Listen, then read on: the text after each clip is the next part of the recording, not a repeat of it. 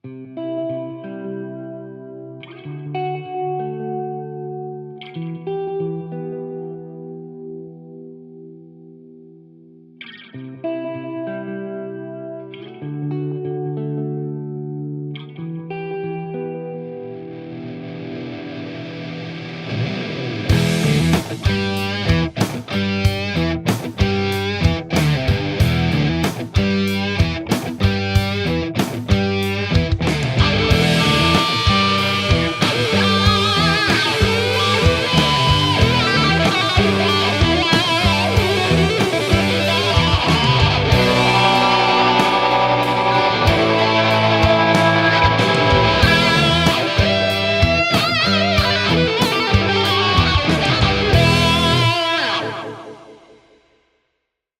guys, and welcome back to another gear video. This one's gonna be a bit of fun because today we're talking about pedal ordering. Now, this is how I normally have my pedals set out. And basically what I thought we'd do is go from the beginning of the chain to the end of the chain and basically talk about why certain pedals would go before others. Obviously, there are so many pedals. I don't have all of them, but I have most of the big ones, I think. And obviously I can't do every combination of pedals in every order because that would take all day. But what I'm gonna try and do is go through a lot of the ones which I've been asked a lot as to why this should go before this, blah, blah, blah. So to start off with, the tuner pedal. It sounds like this. Doesn't that sound great? I put the tuner pedal right at the beginning of the chain. The only other place I've seen it used usually, unless you have some weird loop settings on your board, is to put it at the end. The argument for this being that when you turn it on, it mutes everything. If any weird noise comes out of a pedal, if you have any issue, any hiss, anything, hit that pedal, mutes the lot. The disadvantage of this is when you're trying to tune, obviously the primary purpose of a tuner pedal, you are going through all your circuits before that. So if you have any delays, echoes, pitch changes specifically, the tuner is going to be picking up those. So I put it at the beginning so that if I forget to turn something off, it doesn't matter, the tuner's getting the dry signal from the guitar. I'm not going to do a sound demonstration for that one because, yeah, it's a mute button. If you think it might work better at the end of the chain, give it a go, but yeah, just bear in mind if you have any kind of pedals that might make the signal less clear, then the tuner is going to pick up on that. The next thing is compression. Now, I don't actually have a compressor on my board. I use almost entirely humbucking pickups, which are very compressing as they are. On top of that is I don't tend to have totally clean tones. I always have some kind of overdrive on, even if it's really subtle, just to thicken out the sound, which is often what people use a compressor for. So to do both kind of seems pointless. However, a lot of people do use compression, so I have a compressor here. I'll admit it's not the best compressor in the world, but it will do the job and it will show you what it sounds like. So, why do we use a compressor? Well, it's to level out the signal, basically. So any loud peaks or any troughs are kind of smoothed out, so everything becomes roughly the same level. Now, why do we put it first in our chain? Apart from the tuner, we can forget about that because that's just a mute button. Well, some people do talk about you putting it a little bit later in the chain. Some people even use it after overdrive. When I do use it, the reason I put it before all this stuff is so the guitar signal initially is leveled out before any overdrive is added. Simply because I like my overdrives to sound nice and natural. I buy the pedals because they sound natural, and that includes some of the spikes. If you compress after the spikes, it's going to completely smooth them out and hence not quite sound so natural. However, let's see how it sounds. So I'm going to do this with a relatively low gain overdrive. So this is the J-Rocket Archer. The only reason I'm doing this is because the more gain you put on a pedal, the more it's going to compress your signal anyway. So the compression pedal will become less and less obvious. So here we are with the compression pedal before the overdrive pedal. So first just the overdrive on its own. And now with the compressor.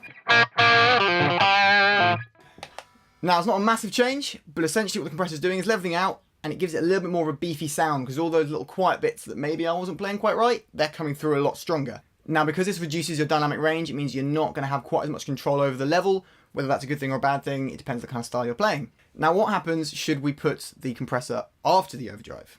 Once again, here is the overdrive without the compressor. And now with the compressor as well.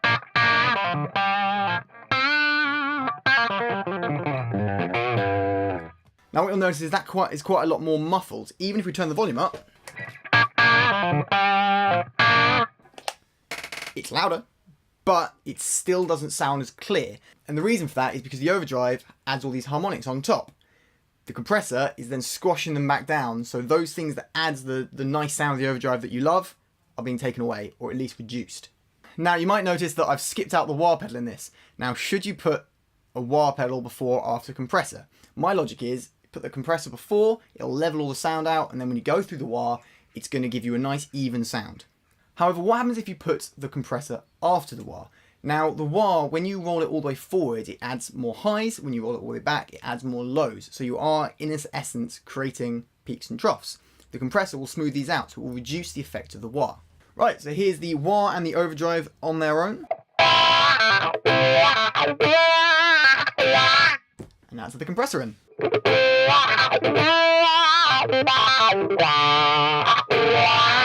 Once again, it is reducing the clarity, as I'm sure you can hear. It actually isn't reducing the wah sound as much as I thought it would, but it is definitely reducing the articulation. So I would always choose to put the compressor first if I was using a compressor at all, which, as I said, I don't really use them that much.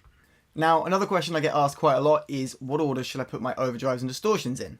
Now, obviously, if you're only using one at a time, it really doesn't matter, because even if they have some kind of a buffer circuit in, when the pedal's turned off, it's not going to affect the signal that much. So if you have your high gain first, your low gain first, it really doesn't matter. However, if you're going to stack overdrives, then it might matter. So should you go from low gain into high gain or high gain into low gain? Let's find out. So personally, I go low gain into high gain. The reason for that is the higher the level, the closer it is to that breakup point. So if the signal comes into the pedal at a higher level, it's already going to be closer to that breakup point. So I put the low gain one first so that I can use the high gain one as my normal overdrive sound, and then push it a little bit further with the low gain pedal. For example, I've got a full tone OCD here as my high gain pedal and a J-Rocket Archer as my low gain pedal. So currently we've got the J-Rocket first. So this is just the OCD. If I now push it with the Archer,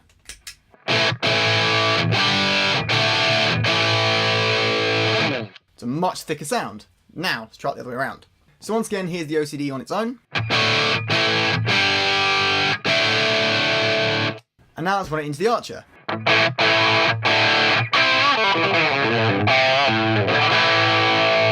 So once again, it is a bit thicker, however, it seems to suddenly get this really trebly quality. I can't really explain this, but whenever I've used a lower gain pedal after a higher gain pedal, you seem to get some weird effect like that, where it seems to almost create like a filter, and you get it really focused on one kind of frequency. So in this case, it's quite a harsh, toppy frequency. Obviously, this is going to dramatically change depending on what pedals you're using, so you might find with your pedals the other way around works. It's just from my experience, this seems to be the right way around. Low gain into high gain if you're stacking at all. So then, you may well have heard modulation and echo effect should always go in the effects loop. Now, why? Well, firstly, what is an effects loop actually for? Well, the effects loop on the amp essentially allows you to come out of the preamp, where all the EQ and overdrive's done, put that signal through any more pedals you'd like to, and then put it back into the power amp just to make it louder. That essentially allows you to put pedals after your overdrive if your overdrive is coming from the amp and not from your pedal board. So there's the question, what effects should go after the overdrive? So we'll start with modulation pedals. So firstly, what actually is a modulation pedal? Modulation pedals are ones that create some kind of motion. So I suppose arguably a wah pedal is one. It's just one that you operate manually yourself. Modulation pedals like chorus, flanger, phaser, they all have an oscillator within them that you can set the speed of. So today I'm using a chorus pedal. The general rule is to put it after the overdrive because you want to really hear the clarity and that movement. If you put it before the overdrive, your clean signal will be modulated and have all this movement, then the overdrive will kind of blur it all together because it's distorted, and therefore you won't get the effect coming through as clearly. So here we are first with the overdrive going into the modulation. So here's the J-Rocket Archer on its own.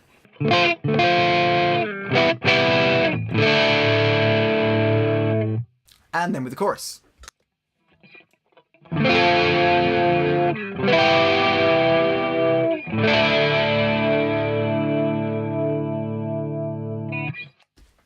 But what happens if we try it the other way around? So once again, here's the Archer on its own.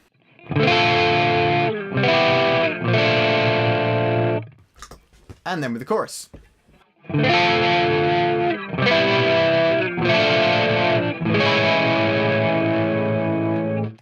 So the overdrive kind of cuts above the modulation, so the modulation is still definitely there, but you kind of get the breakup sitting on top, so they kind of sound like two distinct things, if that makes sense. But now what happens if we use a higher gain overdrive? So here's the OCD on its own.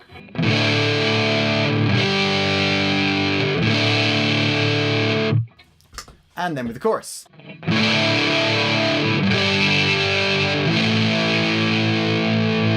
So once again, the modulation is definitely there, it's just the more gain that gets added, the less and less you can hear it. So if I now use the overdrive first again, but with the higher gain pedal, you'll hear the modulation will still come through even with that higher gain. Here's the OCD on its own.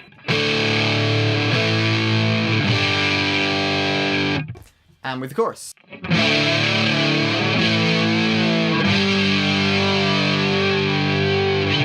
So as you can hear, there is definitely more modulation coming through in the mix this time. So just to clarify, I didn't change any settings on the pedals between those two demonstrations. All that changed was the order. So the final one is echoes. Now, this is the one that's probably the most obvious as to why it goes where it does in the chain. If you have any kind of tail, whether it be a reverb or a delay, you want that to be an echo of the sound you've made. That's kind of the point.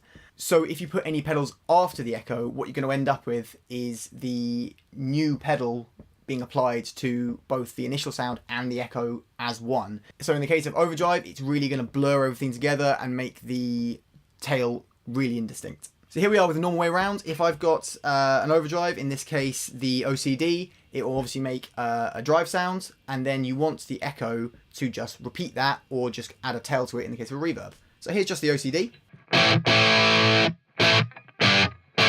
And now the delay. And with a reverb. Now, as I say, it's kind of obvious why you wouldn't put an overdrive after an echo effect, but just for the fun of it, and since I've been doing it with all the other examples, let's see what happens if we stick it after the echoes. So once again, with all the settings exactly the same, here is the overdrive on its own, and with the delay before it.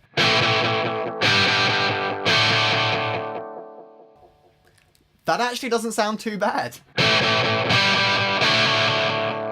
Obviously, what I will say is the delay is a hell of a lot louder than it was, but you could compensate for this by turning it down. So yeah, this is actually a lot more of a usable sound than I expected it to be. I'm just not quite sure what I'm gaining by doing it this way around, so I guess there still isn't any reason to put it here in the chain, putting it before the overdrive, but actually it works a lot better than I might have expected.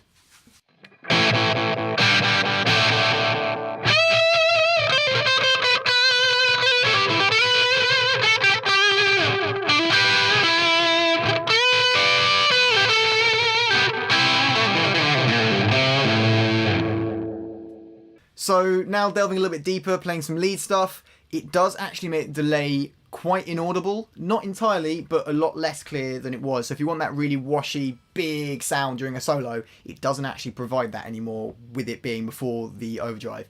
And I'm quite relieved to discover that, because I was kind of questioning this entire video.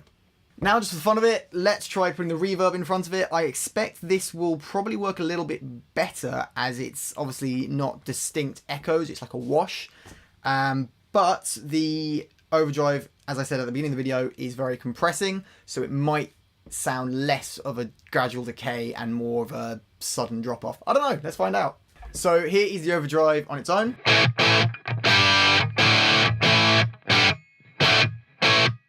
And here's it with the reverb afterwards. Now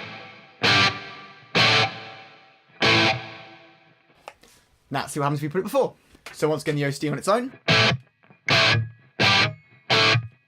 And with the reverb before. Again, on the same settings. Wow. So yeah, kind of what I expected. It's a lot louder than I expected, but essentially is doing the compression thing. So I play the initial note or chord, the reverb carries on, and then the compressing effect of the overdrive kind of brings it out, makes it louder, and then it suddenly dies off.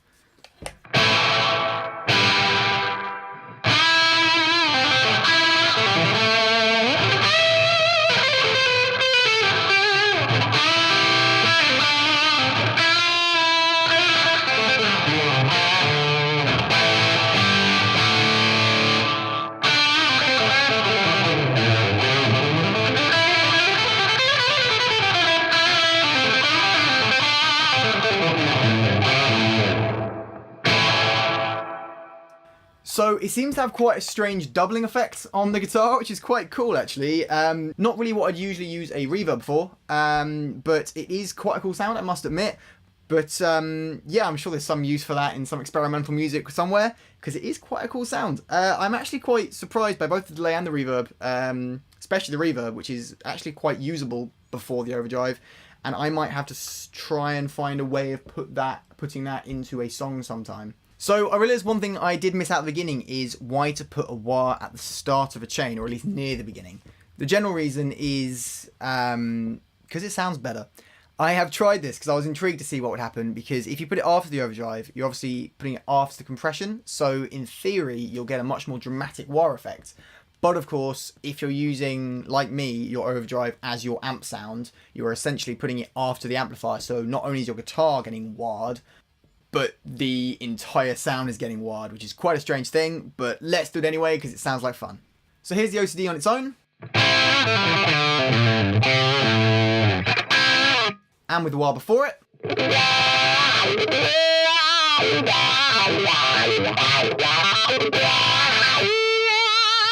That's the conventional way of doing it. Let's try it the opposite. So once again, here's the OCD on its own with exactly the same settings.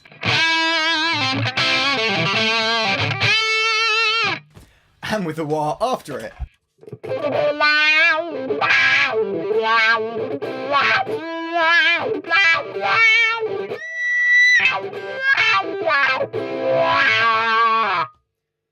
So it creates quite a cool volume swell effect. When the wah's rolled all the way back, it's almost indistinguishable. When you roll it all the way forward, it is almost painfully bright.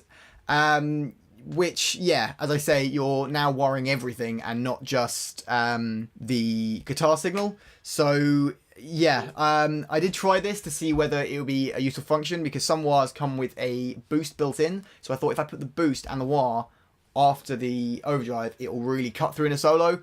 Yeah, it makes the wah basically unusable, because as I say, when you roll it all the way back, it's indistinguishable. So if you're using it for a solo, not really going to work. So that's kind of most of the normal things that I get asked. I have missed stuff out like volume pedals. With volume pedals, it is kind of personal taste where you leave it, because there are several different reasons you could do it. Just for a bit of fun now, I want to see what happens if I put the wah pedal after everything. Overdrive, modulation, delay, and reverb.